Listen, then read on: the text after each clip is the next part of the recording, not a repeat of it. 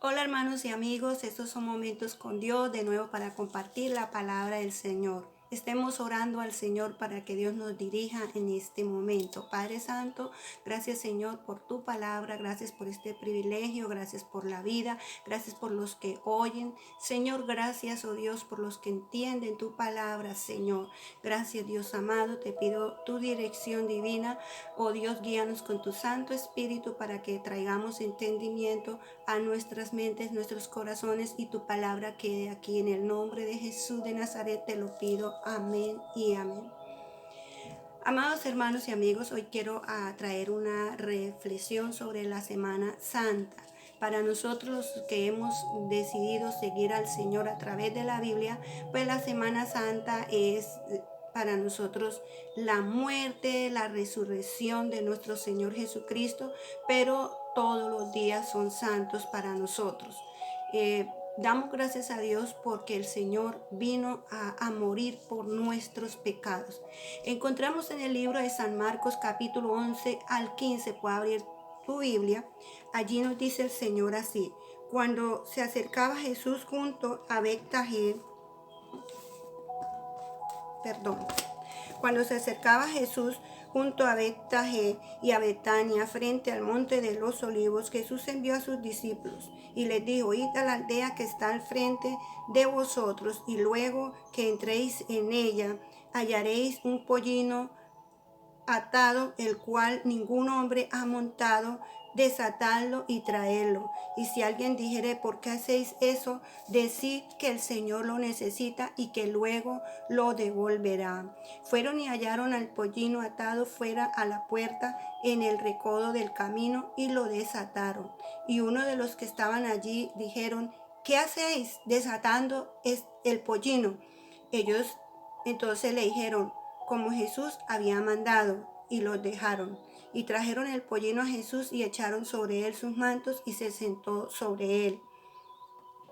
También muchos tendían sus mantos por el camino, y otros cortaban ramas de los árboles y les tendían por el camino. Y los que iban delante y los que venían detrás daban voces diciendo: Hosana, bendito el que viene en el nombre del Señor, bendito el reino de nuestro Padre David que viene, Hosana en las alturas. Y entró Jesús en Jerusalén y en el templo, y habiendo mirado alrededor todas las cosas, como ya anochecía, se fue a Betania con los 12.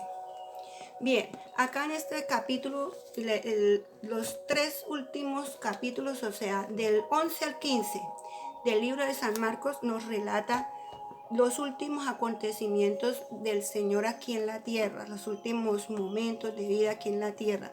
Y aquí encontramos la entrada a Jerusalén, como está en la Biblia, dice que la entrada triunfal, pero hicieron una entrada de mucha gente abarrotada porque querían ver a Jesús, querían conocer a Jesús. Muchos griegos, muchos judíos, muchas personas estaban allí con el deseo verdadero de conocer al Señor, pero otros con el deseo de hostigar, de matar, de herir al Maestro.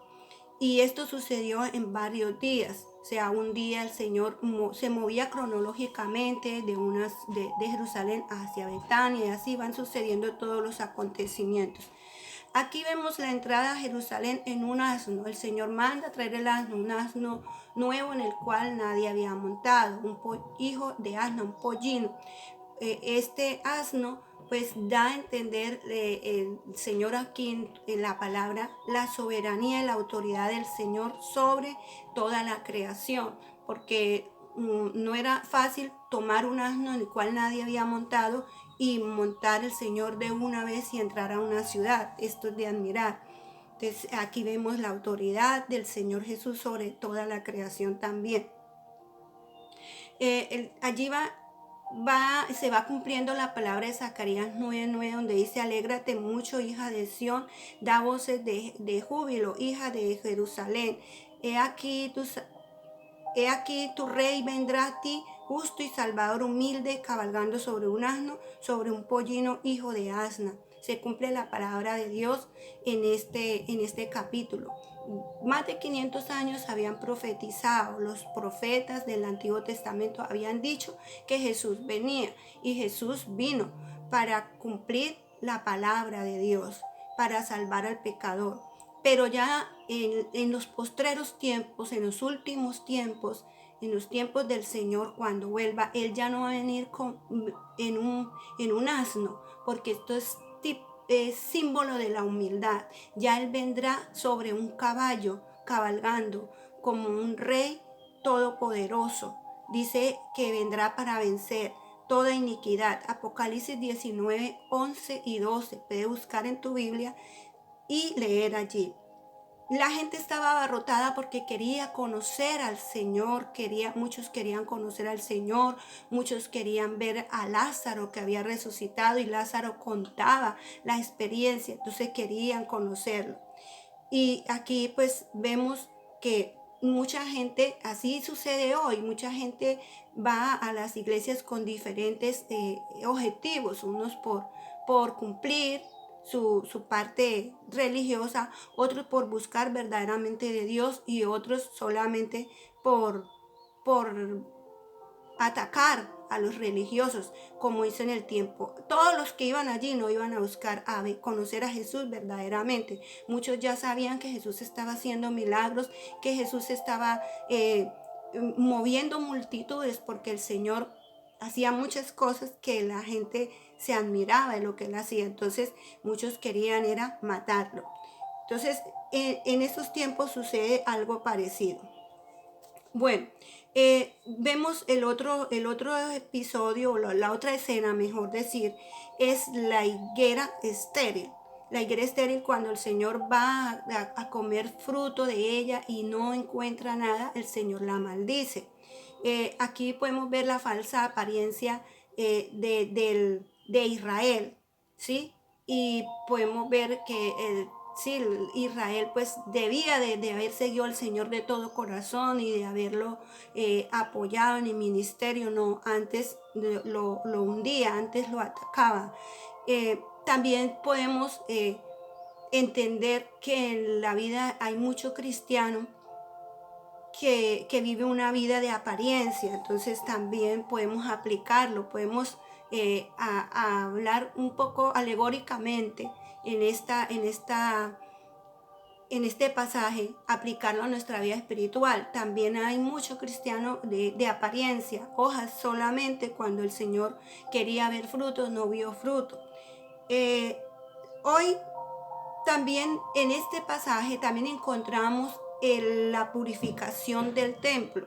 Allí en el templo habían cambistas, en el templo pues había un lugar especial como el atrio donde la gente llegaba y traían. Los que eran ricos pues compraban sus ovejas ahí, compraban sus animalitos.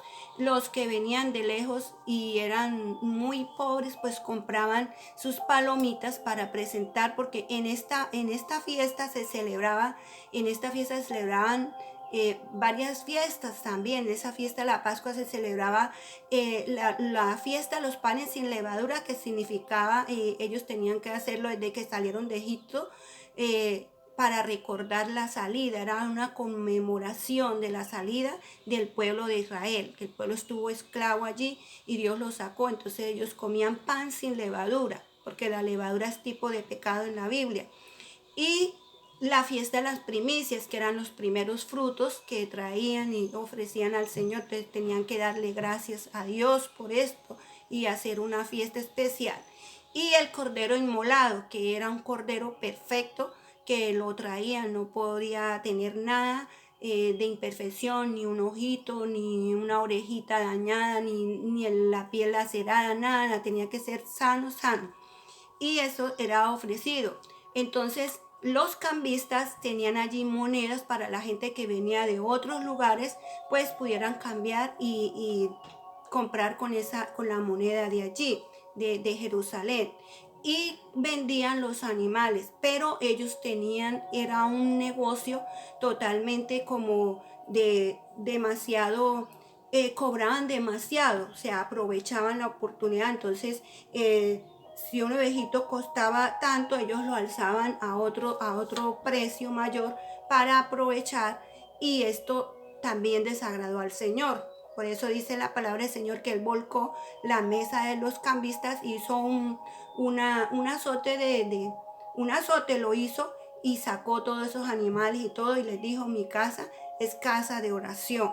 Hoy más que el templo, nosotros tenemos nuestro cuerpo, que es el templo del Espíritu Santo, como dice 1 Corintios 6:19. ¿No sabéis que vuestro cuerpo es templo del Espíritu y que vuestro cuerpo es templo del Espíritu? Y 1 Corintios 3:16 dice así. Voy a leer esta partecita para que ustedes también en sus casas pueden leer la palabra del Señor, como dice la palabra del Señor así. Gloria a Dios. Dice, ¿no sabéis que sois templo del Dios y que el Espíritu de Dios mora en vosotros? Si alguno destruyera el templo de Dios, Dios le destruirá a él, porque el templo de Dios, el cual sois vosotros, santo es. Hoy, más que el templo, tenemos que cuidar nuestro propio cuerpo donde mora el Espíritu de Dios. Tenemos que cuidarlo.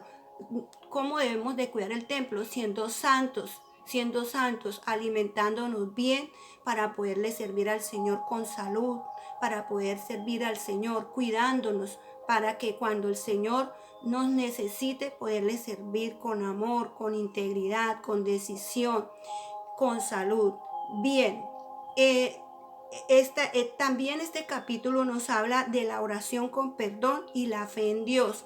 De la fe porque los discípulos le dijeron al otro día, maestro, mire la higuera se secó. Entonces el Señor les habló sobre la fe. Qué importante para todo el pueblo de Dios, para todo el mundo, es tener fe en Dios, conocer profundamente las maravillas que Dios hace en cada vida, en cada lugar, en cada momento.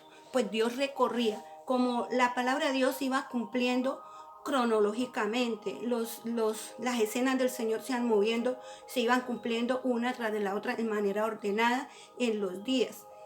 Y bien, y por último tenemos como aquellos hombres que perseguían al Señor, los escribas, los sacerdotes, todos los enemigos del Señor, los grupos religiosos, desafían la autoridad de Jesús. Entonces, ya en este capítulo, ellos empiezan a decirle, ¿por qué, con qué autoridad hace estas cosas? Dinos con qué autoridad. Entonces, él les pone el ejemplo de Juan y les dijo, cuando Juan, el bautismo de Juan, ¿de quién era? ¿De Dios o de los hombres? Entonces ellos comenzaron a hablar. Si decimos que era de Dios, va a decir que ¿por qué no obedecieron? Y si decimos que era de los hombres, entonces el pueblo nos va a apedrear. Bueno, en fin, porque tenían a Juan, el pueblo quería a Juan. Entonces aquí vemos cómo todas estas cosas se van cumpliendo y cómo Dios les habla sabiamente con toda autoridad a estos grupos religiosos, para que aquellos que dudan que Jesucristo era Dios, que Jesucristo era el Hijo de Dios, no debe tener ninguna duda, puesto que las evidencias están muy claras en los evangelios. En esas fiestas se celebraba el Cordero Inmolado, la fiesta de los panes sin levadura y la fiesta de las primicias. El Cordero Inmolado tenía que ser perfecto, que simboliza la vida de nuestro Señor Jesucristo. Cuando Juan vio al Señor Jesús, él dijo, he aquí el Cordero de Dios que quita el pecado del mundo. Entonces, aquí está el Señor Juan presentando al Señor como el Cordero que quita el pecado del mundo. En Éxodo 12, del 2 al 11, vemos que era un cordero por la familia según el número. Si la familia era poquita, el cordero debería ser pequeño para poderlo comer. Si era grande, pues tenía que ser grande. Y según el número de familias, se podía hacer como un censo, contar según la gente que asistieran a estas fiestas. En Números 9, del 1 al 5, dice que después de que ellos entraran a la tierra prometida, tenían que celebrar el primer mes del segundo año a su tiempo, y era por generaciones. Según Éxodo 12, 25 al 27, por todas las generaciones, para que los hijos aprendieran y pudieran también seguir celebrando esta fiesta celebrando esto. Pero resulta que ellos no cumplieron, esto no se llevó a cabo como Dios exigía. Por eso hubo necesidad de venir el Señor Jesucristo a morir por toda la humanidad, porque de tal manera amó Dios al mundo que ha dado su Hijo unigénito, para que todo aquel que en él cree no se pierda, mas tenga la vida eterna. Amigo, Cristo vino a morir por toda la humanidad, pero no para que tú quedes tranquilo y digas, ya, Cristo ya murió, ya pagó por mí. Tú tienes que arrepentirte de todo corazón, pedir perdón a Dios y entregar tu vida al Señor para que Él lo limpie. Recuerda que este es el Cordero de Dios que quita el pecado del mundo. El Señor vino a morir por toda la humanidad. No solamente está crucificado ya Él está sentado a la diestra del Padre. Él está reinando con poder y Él volverá por cada uno de nosotros. Un día Él nos vendrá a levantar. Él vendrá también a juzgar a la tierra. Él volverá. Qué lindo es conocer al Señor. Conocer a Dios es lo más lindo que le puede suceder al ser humano. Entonces, yo lo invito para que miremos la palabra del Señor. En Hebreos 10, 11 y 12 nos dice la palabra del Señor así. Gloria al Señor. Dice la palabra del Señor así.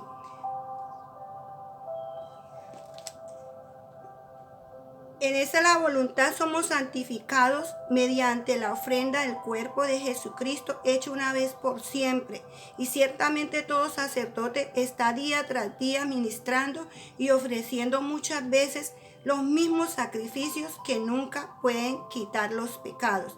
Pero Cristo, habiendo ofrecido una vez para siempre un solo sacrificio por los pecados, se ha sentado a la diestra de Dios. Aquí está la palabra del Señor hablando. Espero que esta reflexión sea de mucha bendición para tu vida. Dios te bendiga.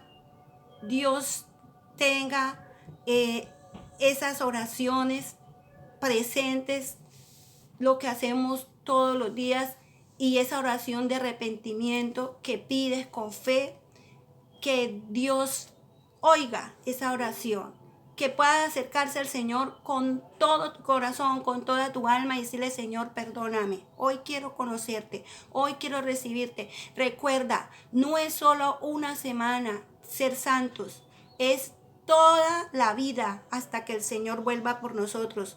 Semana Santa nos lleva a vivir completamente una vida santa. Dios les bendiga.